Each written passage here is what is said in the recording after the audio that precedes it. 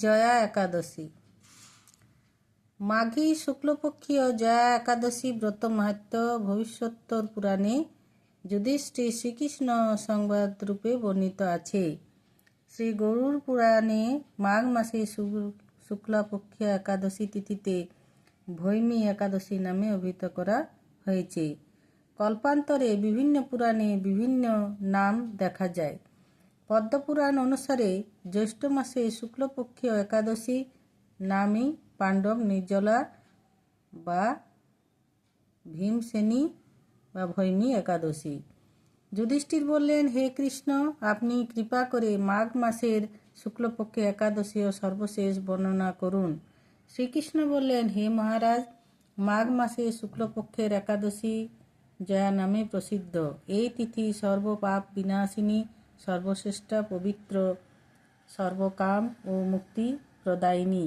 এই ব্রতের ফলে মানুষ কখনো প্রেতত্ব প্রাপ্তি হয় না। এই একাদশী নিম্নরূপ উপাখ্যান শোনা যায়। এক সময় স্বর্গলোকে ইন্দ্র রাজত্ব করছিলেন। সেখানে অন্য দেবতারাও বেশ সুখেই ছিলেন। তারা পারিজাত পুষ্প শোভিত নন্দনকাননে অশ্বরাদের সাথে বিহার করতেন।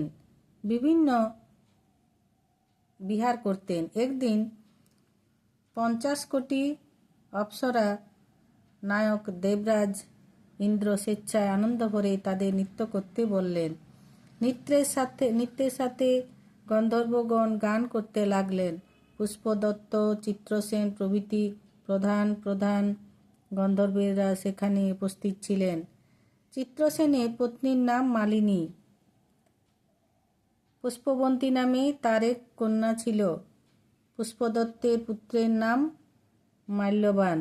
এই মাল্যবান পুষ্পবন্তী রূপে মুগ্ধ হয়েছিলেন। পুষ্পবন্তী পুনঃ কটাক্ষ দ্বারা মাল্যবানকে বশীভূত করেছিলেন। ইন্দ্রের প্রীতিবিধানের জন্য তারা দুজনেই নৃত্যগীতের সেই সভায় যোগদান করেছিলেন, কিন্তু একে অপরের প্রতি আকৃষ্ট থাকায় উভয়েই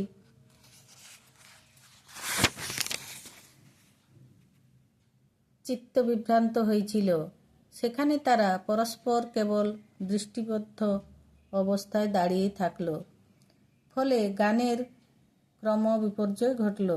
তাদের এইরকম তাল মান ভঙ্গ ভাব দেখে তারা যে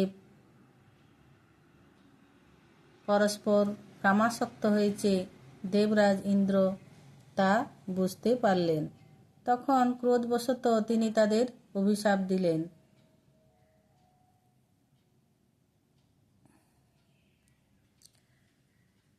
রে মূঢ়, তোমরা আমার আজ্ঞা লঙ্ঘন করেছ, তোমাদের ধিক। এখনই তোমরা পিশাচযোনি লাভ করে মর্তলোকে নিজ দুষ্কর্মের ফল ভোগ করো। ইন্দ্রের অভিশাপে তারা দুজন দুঃখিত মনে হিমালয় পর্বতে বিচরণ করছিলেন।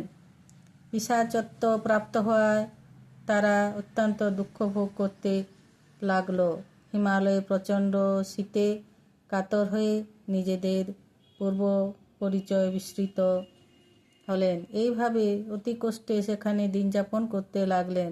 একদিন পিশাচ নিজ পত্নী পিশাচিকে বলল, সামান্য মাত্র পাপ করিনি, অথচ নরক যন্ত্রণার মতো পিশাচত্ব প্রাপ্ত হয়েছি। অতএব এখন থেকে আর কখনো কোনো পাপ কর্ম করব না। এইভাবে চিন্তা করে তারা সেই পর্বতে মৃতপ্রায় বাস করতে লাগল। মাল্যবান ও পুষ্পবতীর পূর্ব কোনো পুণ্যবশত সেই সময় মাঘী শুক্ল পক্ষীয় জয়া একাদশী তিথি উপস্থিত হল। তারা একটি অশ্বত্থ বৃক্ষতলে নিরাহারে নির্জলা অবস্থায় দিবানিশি যাপন করল। শীতের প্রকোপে অনিদ্রায় রাত্রি অতিবাহিত হল। পরদিন সূর্যোদয় দ্বাদশী তিথি উপস্থিত হল। জয়া একাদশীর দিন অনাহার ও রাত্রি জাগরণে তাদের ভক্তির অনুষ্ঠান পালিত হল।